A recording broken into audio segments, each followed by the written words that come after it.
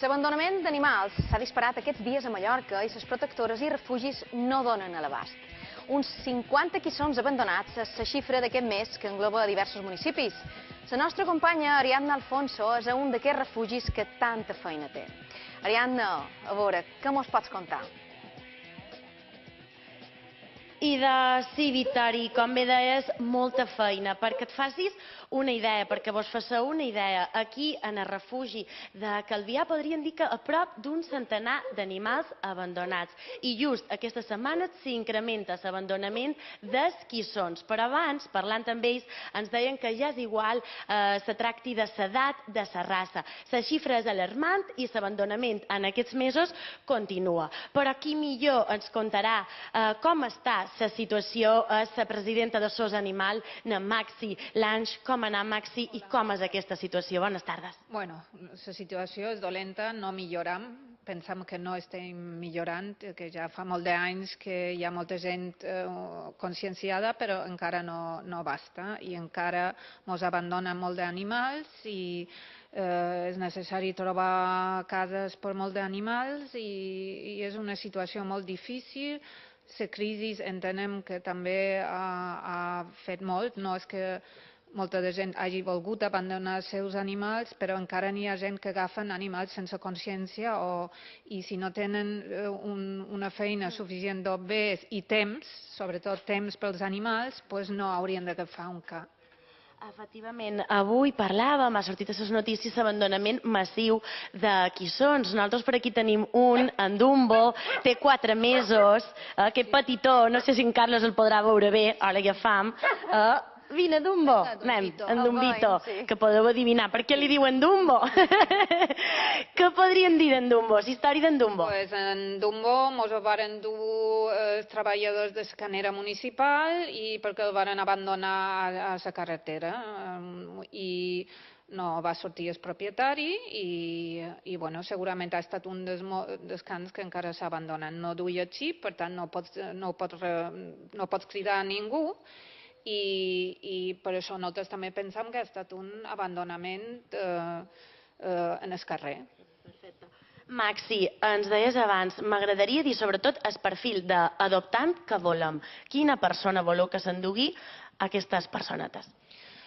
Bueno, en primer lloc, nosaltres volem que sigui un home de la família. Això vol dir que vegi la televisió amb ells, que si pot ser vagi de vacances amb la gent, sinó que ho duguin a una guarderia o que tinguin gent que se'n pugui cuidar i que tinguin el perfil per cada cap. Per exemple, un cossonet necessita que hi hagi gent a casa, que estiguin amb ell, que pugui jugar, després que pugui sortir de fora, que pugui jugar amb altres cans, que sigui sociabilitzat i per això la gent necessita temps. Vull dir que hi ha un àmbit, no?, per cada cap?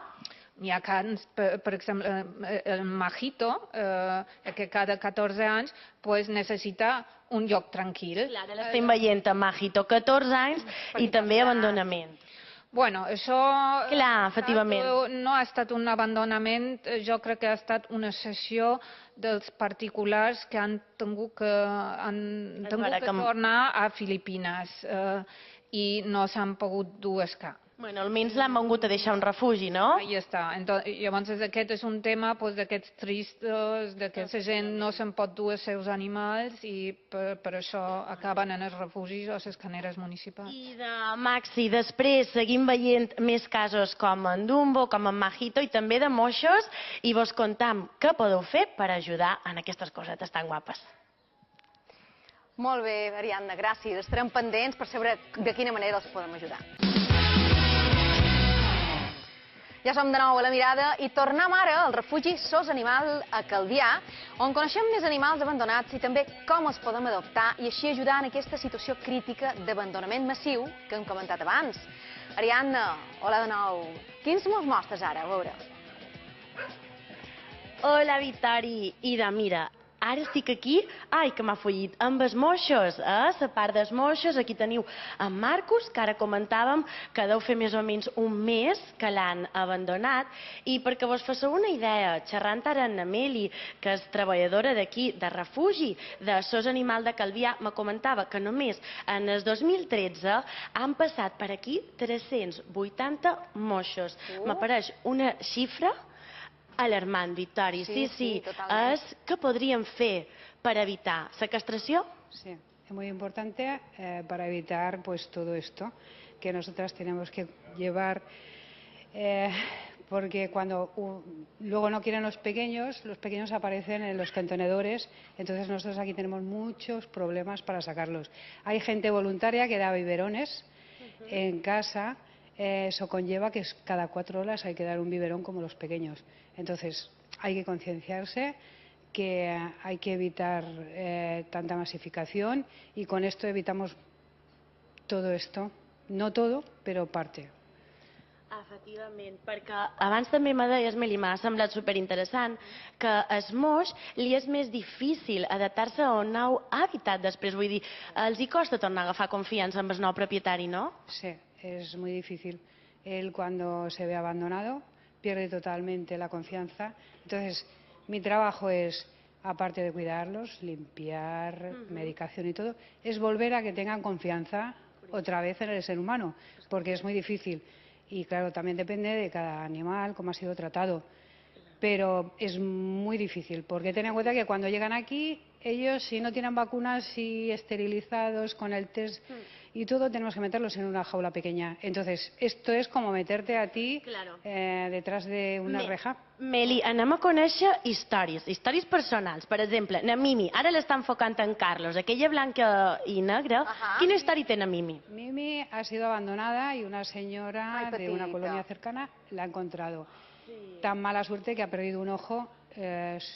No sabemos exactamente por qué, pero cuando ha llegado aquí, este ojo hemos tenido que quitárselo. Entonces ella tiene unos 6 meses y esperamos que alguien, aunque falte un ojito, ellos siempre agradecen los mimos.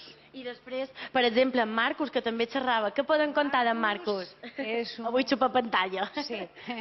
Marcus es un grandote que andaba perdido vagabundeando por ahí y bueno, pues ha llegado al refugio, le ha costado adaptarse, pero bueno, estamos consiguiendo que sí, él necesita una casa con jardín porque necesita espacio, que él estaba afuera, sí. Mira, i també ens agradaria, anem a aprofitar aquesta història d'aquí, que també és interessant, aprofitant que estem avui en directe, aquest moixet que esteu veient ara està perdut, feim una crida, no és així, Meli? Sí, ha habido una persona que la ha traído de Magaluf, entonces lleva aquí unos 20 días o algo más y bueno, estamos esperando, siempre damos una oportunidad al dueño y esperamos estos 20 días. Claro, en su caso ya ha pasado y siempre podemos darla en adopción si hay alguien que la quiere. Pero vamos, esperamos todavía que pueda recuperarla. Clar que sí. I bé, ja ho veus, Victori, el públic, són molts els animals que necessiten d'una nova casa i si no els podeu adoptar, sempre m'ho comentaven també que podeu venir fins aquí a fer-los carícies, ajudar a mantenir tot el refugi i així donar-los una vida millor. Moltes gràcies, Ariadna. I així és poc a poquet i des d'aquí nosaltres a veure si aconseguim conscienciar a la gent amb aquest tema.